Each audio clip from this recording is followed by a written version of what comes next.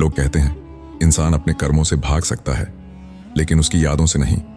और मेरी यादें हर रात उसी आवाज से शुरू होती थीं। एक भारी आवाज, जैसे कोई पत्थर अंधे कुएं में गिरा हो। उस रात के बाद 15 साल तक मैंने ठीक से नींद नहीं ली। मेरा नाम रघुवीर था और मैं एक साधारण किसान था। मध्य प्रदेश के देवखेड़ा गांव में मेरी छोटी सी दुनिया थी।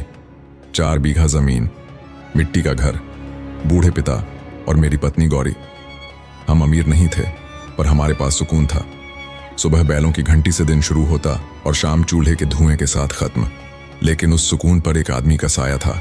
जमींदार भैरव सिंह गांव वाले उसे मालिक नहीं, किस्मत कहते थे, क्योंकि उसकी मर्जी के बिना यहां पत्ता भी नहीं हिलता था। वो शराब पीता, कर्ज देता और फिर जमीन छीन लेता, और जो विरोध करे उसका जीना हराम कर देता। मैंने हमेशा उससे दूर रहने की कोशिश की, लेकिन उस साल आसमान ने साथ छोड़ दिया। बरसात नहीं हुई, खेत दरक गए, मिट्टी फट गई और हमारी फसल जलने लगी। तालाब सूख गया, नहर रुक गई और गांव में बचा सिर्फ एक पानी का सहारा, भैरव सिंह का कुआं। कई रात जागकर मैंने सोचा। आखिर एक सुबह हिम्मत करके हवेली गया। वो आंगन में चारपाई पर बैठा हुक्का पी रहा था। मैंने हाथ जोड़कर कहा, ठाकुर साहब पानी चाहिए, वरना फसल मर जाएगी। उसने मुझे ऊपर से नीचे तक देखा और हंसा बोला, मिलेगा, लेकिन आधी फसल मेरे पास मना करने की ताकत नहीं थी। मैंने हाँ कर दी। पहले दिन पानी मिला, दूसरे दिन भी, तीसरे दिन उसके आदमी खेत देखने आने लगे। चौथे दिन उसने कहा, अब आधी नहीं, 2/3 मेरी। मैंने कहा, यह अन्याय है, हमने आधी तय की थी। उसने मेरी पत्नी गौरी की तरफ देखा और मुस्कुराया, बोला, समझौते रोज बदलते हैं। मेरे अंदर कुछ टूट गया। मैंने पहली बार आंख उठाकर कहा, जमीन मेरी है। उसकी आंखें सख्त हो गईं। बोला, आज तक किसी किसान ने मुझसे इस तरह बात नहीं की। उस दिन के बाद हमारी मुसीबत शुरू हुई। रात में खेत रौंद दिए जाते, कभी बैल खोल दिए जाते, कभी पानी रोक दिया जाता। पिता कहते, झुक जा बेटा, पर अब अंदर का डर गुस्से में बदल चुका था।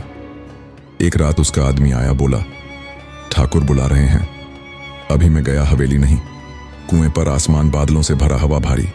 वो नशे में बोला, बहुत उड़ने लगा है किसान। मैं चुप रहा। वो पास आया, बोला, कल से जमीन भी मेरी और घर भी मैंने विरोध किया। उसने धक्का दिया। मैं पीछे हटते हटते किनारे पहुंच गया। उसने कॉलर पकड़ा।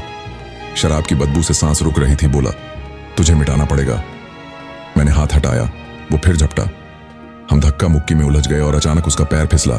वो पीछे गिरा। सीधा कुएं में एक भारी आवाज आई। फिर सन्नाटा। मैं जड़ हो गया। नीचे झांका, अंधेरा, कोई आवाज नहीं। मैंने उसे मार दिया, यही लगा दिमाग। सुन, अगर पकड़ा गया तो फांसी में भागा। घर भी नहीं गया। रात भर दौड़ता रहा। सुबह तक गांव दूर रह गया। उस दिन रघुवीर मर गया और एक भगोड़ा जन्मा। कई शहर बदले, मजदूरी की नाम बदले, लेकिन नींद नहीं आई। हर रात वही आवाज। कई साल बाद मैं एक तीर्थनगर पहुंचा, जहां साधुओं के बीच छिपना आसान था। मैंने दाढ़ी बढ़ाई, चुप रहना सीखा। लोग मुझे तपस्वी समझने लगे। एक बूढ़े साधु ने कहा, तेरी आंखें साधु की नहीं, अपराधी की हैं। मैं डर गया। उसने कहा, लोगों को पढ़ना सीख, तभी तू बचेगा। कुछ महीनों बाद आश्रम का ज्योतिषी मर गया। लोग आने लगे। किसी को बैठना था, मुझे बैठा दिया। पहली औरत आई, बोली, पति शराब पीता है, घर टूट रहा है। मुझे भैरव याद आया। मैंने कहा, उसके दोस्त उसे बर्बाद कर रहे हैं, शराब छोड़ेगा तो घर बचेगा। वो रो पड़ी। बोली, बाबा आपको कैसे पता? तब समझ आया, हर इंसान की कहानी अलग नहीं होती। उसी दिन रघुवीर फिर मर गया और स्वामी रुद्रानंद जन्मा। मैंने चेहरा रंग बदला, आवाज बदली, लोगों का अतीत बताने लगा। असल में मैं डर पहचानता था और लोग विश्वास करने लगे। साल बीत गए, लोग मुझे सिद्ध मानने लगे और मैं खुद को भूलने लगा। मुझे लगा पाप पीछे छूट गया, लेकिन पाप इंतजार करता है।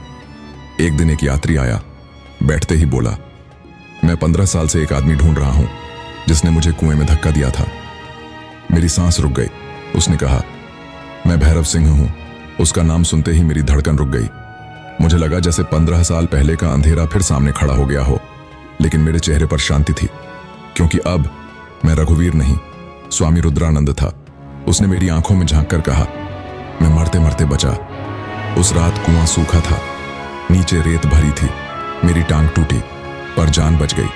तब से मैं उसे ढूंढ रहा हूं जिसने मुझे मारने की कोशिश की थी। मेरे हाथ कांप रहे थे, पर मैंने उन्हें कंबल के नीचे छिपा लिया।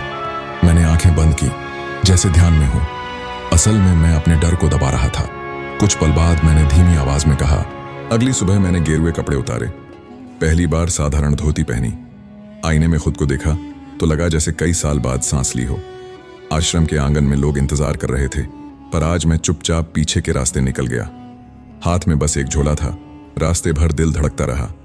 हर मोड़ पर लगा कोई पहचान न ले, लेकिन डर अब पहले जैसा नहीं था। उसमें हल्कापन था, जैसे कोई बोझ उतर गया हो। कई घंटों बाद देवखेड़ा का रास्ता दिखा। वहीं पेड़, वहीं पगडंडी, सब छोटा लग रहा था। गांव के बाहर रुक गया। कदम आगे नहीं बढ़ रहे थे। 15 साल पहले मैं यहां से भागा था, आज लौट रहा था। तभी पीछे से आवाज आई, कौन हो? मैंने मुड़कर देखा। बूढ़ा चौकीदार था। उसने गौर से देखा, फिर बोला, अरे रघुवीर, मैं जम गया। उसने मुस्कुराकर कहा, सोचा था तू मर गया। मैं कुछ बोल नहीं पाया। उसने बताया, तेरे जाने के बाद बहुत कुछ बदल गया। भैरव सिंह महीनों बाद वापस आया, पर पहले जैसा नहीं रहा। उसने जुल्म छोड़ दिए, हवेली बेचकर शहर चला गया। मैं चुप सुनता रहा। घर पहुंचा तो दरवाजा टूटा था, आंगन सूना। पिता अब नहीं थे। पड़ोसी ने बताया, तेरे जाने के साल भर बाद चल बसे। इंतजार करते रहे। मैं वहीं बैठ गया, आंखें भर आईं। तभी पीछे से धीमी आवाज आई, रघु। मैंने मुड़कर देखा, गौरी थी। बाल सफेद हो गए, पर पहचान वहीं। मैं बोल नहीं पाया। वो कुछ देर देखती रही, फिर बोली, जिंदा हो तुम? मैं सिर झुकाकर रो पड़ा। उसने कहा, मैंने सबको कहा था तू लौटेगा। हमने देर तक कुछ नहीं कहा, बस सन्नाटा था। शाम को गांव में खबर फैल गई। लोग मिलने आने लगे। कोई गले लगा, कोई सवाल करता, पर किसी ने आरोप नहीं लगाया। जैसे सब समझते थे जिंदगी इंसान को कहां ले जाती है। रात को मैं आंगन में बैठा था, आसमान साफ था। कई साल बाद नींद आने लगी। तभी मन में ख्याल आया, अगर भैरव सच जानता तो क्या करता? शायद कुछ नहीं, क्योंकि वो भी बदल चुका था। अगले दिन मैंने तय किया, अब खेती करूंगा, साधारण जिंदगी जीऊंगा। सुबह खेत गया, मिट्टी हाथ में ली तो लगा जैसे पहचान वापस मिल गई। कुछ दिन बाद शहर से खबर आई, भैरव सिंह बीमार है। उसने मुझे बुलाया। मैं गया। उसने मुझे देखते ही पहचान लिया। बोला, तू जिंदा है? मैंने सिर हिलाया। वो हंसा, बोला, उस दिन के बाद समझ आया डर क्या होता है। तूने मुझे नहीं बदला, उस रात ने बदला। मैं चुप रहा। उसने कहा, मैं बदला लेने निकला था, पर रास्ते में समझ आया असली दुश्मन मेरा घमंड था। फिर बोला, तेरा राज मैंने किसी को नहीं बताया, शायद हम दोनों को दूसरा मौका मिला है। उसने मेरा हाथ पकड़ा, कहा, अब अपने डर से मत भागना। कुछ देर बाद उसकी आंखें बंद हो गईं। मैं बाहर निकला तो मन शांत था। पहली बार लगा कहानी खत्म हुई। घर लौटकर मैंने खेती शुरू की और दूर कहीं आश्रम में गोपाल नया स्वामी बनकर लोगों को वहीं सहारा दे रहा था। दुनिया चलती रही। कोई नया बाबा बनता, कोई नया विश्वास करता, और मैं हर सुबह सूरज देखकर बस इतना सोचता, पाप से नहीं, डर से मुक्ति चाहिए। और उस दिन के बाद मुझे कुएं में गिरने की आवाज कभी सुनाई नहीं दी। दोस्तों, अगर आपको वीडियो अच्छा लगा हो तो वीडियो को लाइक करें, कमेंट करें, शेयर करें और सब्सक्राइब करें हमारा यूट्यूब चैनल।